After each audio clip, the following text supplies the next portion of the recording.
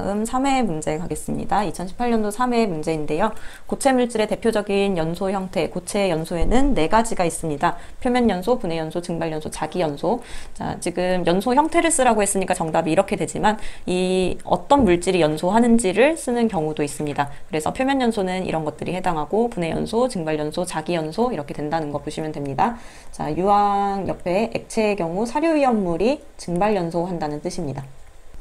삼산화크롬이 분해되면 산소가 방출이 됩니다. 삼산화크롬은 산소가 3개 있는 크롬이에요. 산소 3개인 크롬. 산소가 들어가 있으니까 일류위험물이겠죠. 그 일류위험물이 분해됐을 때 이 분해 반응식은 이때 이후로 이제 또 자주 출제가 됩니다. 무수크롬산, 삼산화크롬이 분해가 되면 이 산소 하나가 빠져나오면서 이렇게 빠져나오면서 이쪽이 Cr2O3가 됩니다. 자, 이렇게 쓰신 다음에 ABC를 통해서 미정계수법을 해가지고 전체적으로 구하면 되는데요. 여기에서 이 문제가 까다로운 이유가 똑같이 Cr과 O가 들어가 있는데 앞에서는 CrO3고 뒤에서는 Cr2O3가 되는 이런 것 때문에 그렇습니다. 삼산화크롬에서는 그 크롬이라는 원소 자체가 산화수를 여러 개 가질 수 있는 그 주기율표에 생략되는 그 부분에 들어가는 원소이기 때문에 플러스가 뭐 2 플러스가 될 수도 있고 3 플러스가 될 수도 있고 이런 차이에 의해서 숫자가 바뀔 수 있다. 그래서 CrO3가 될 수도 있고 Cr2O3가 될 수도 있다라고 이렇게 보셔야 될 것 같습니다. 왜 숫자가 이렇게 되는지까지 가게 되면 그거는 크게 합격과 관계가 없기 때문에 자, 화학 반응식에서는 개수까지 완성을 하시고 개수를 실수하지 않는 게 중요합니다. 다음에 1몰의 탄화알루미늄이 물과 반응하는 반응식입니다. 탄화알루미늄이 Al4C3로 써요. 물과 반응할 때 이 물을 HOH로 쪼개서 OH가 앞에 있는 Al 만나고 C가 H랑 만난다. 이렇게 생성물이 생기겠다라고 예측을 하시면 되는데요. AL과 OH가 만나면 숫자는 1개, 3개가 됩니다. 왜냐하면 AL이 3 플러스고 OH는 마이너스이기 때문에 플러스 마이너스의 개수가 이렇게 맞는 거고요. 탄소가 수소랑 만나면 탄소는 수소 4개를 잡을 수 있기 때문에 CH4가 됩니다. 그래서 미정계수법을 하면 되는데 사실 이 반응식은 필기에서부터 너무 많이 출제됐고 실기에서도 너무 많이 출제되는 반응식이기 때문에 분명 맞추실 수 있을 거라고 생각을 합니다.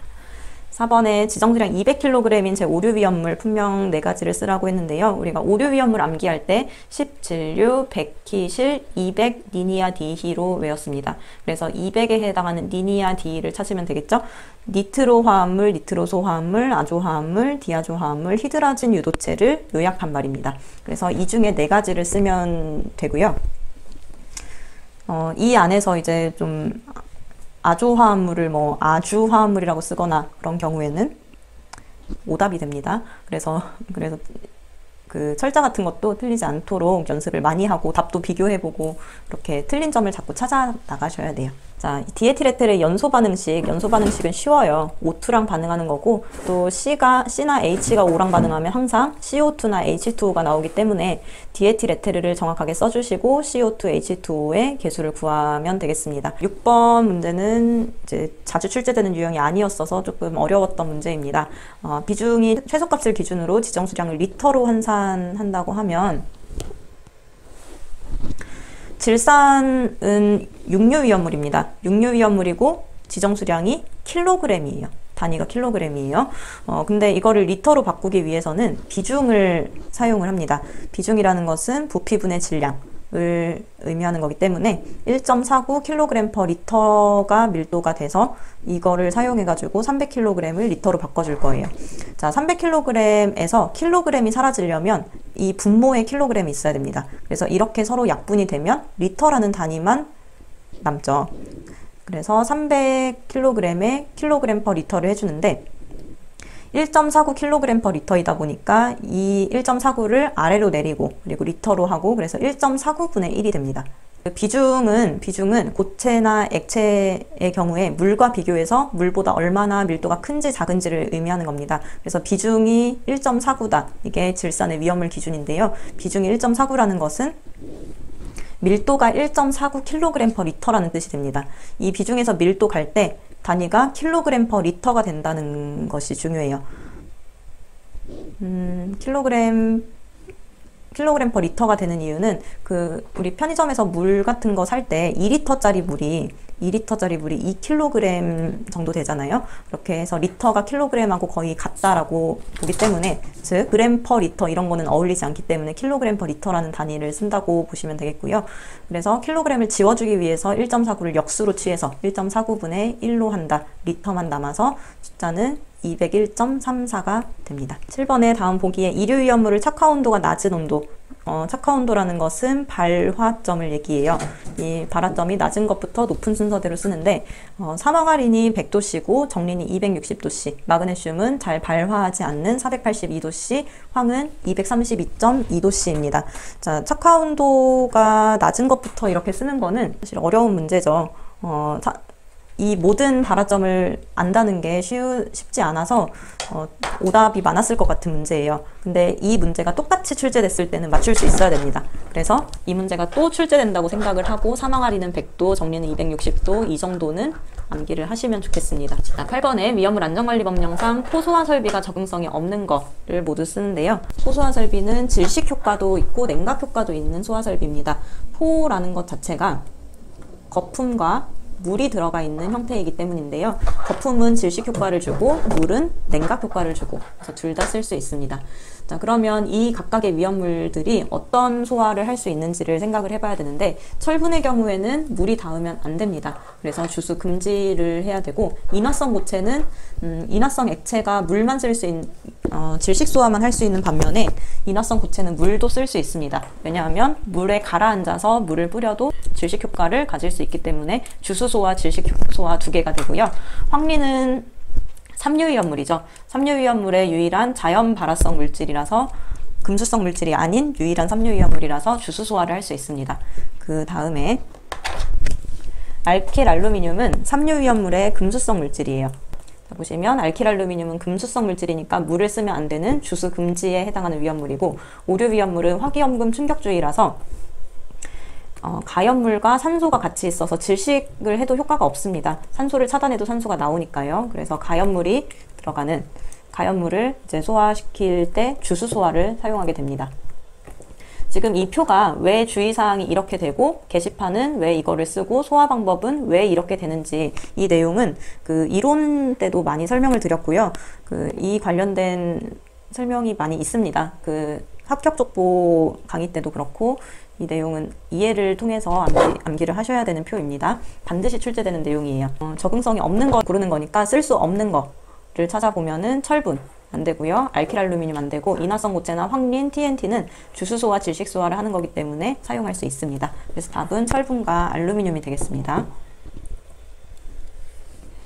9번 표준 상태에서 1몰의 아세톤이 완전 연소하기 위해 필요한 산소의 부피를 구하는데요. 아세톤이 연소할 때는 O2랑 만나서 CO2H2O가 됩니다. 지금 아세톤을 1몰이라고 줬으니까 PV는 nRT라는 식을 쓰는 거고요. 그래서 V를 구할 거기 때문에 1분의 nRT가 됩니다.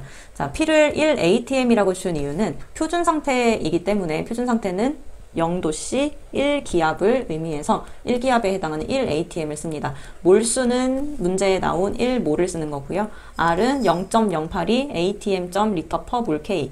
여기에서 이 단위가 리터/몰이 되는지 세제곱미터/킬로몰이 되는지는 구하는 부피가 리터인지 세제곱미터인지에 따라서 달라지게 됩니다. 그리고 T는 0도씨의 도씨를 그냥 쓰는 게 아니라 플러스 273을 해서 273K가 됩니다. 그대로 PNRT를 대입하면 1분의 1 곱하기 0.082 곱하기 273이 되고요. 아세톤이 연소했을 때 산소가 얼만큼 필요하냐면, 한 개의 아세톤이 연소했을 때 4개의 산소가 필요해서 1분의 4를 곱해주게 됩니다. 그래서 수 셋째 자리에서 둘째 자리로 이렇게 표현을 해주시고, 단위를 리터로 쓰는 거 이제 빠뜨리시면 안 됩니다.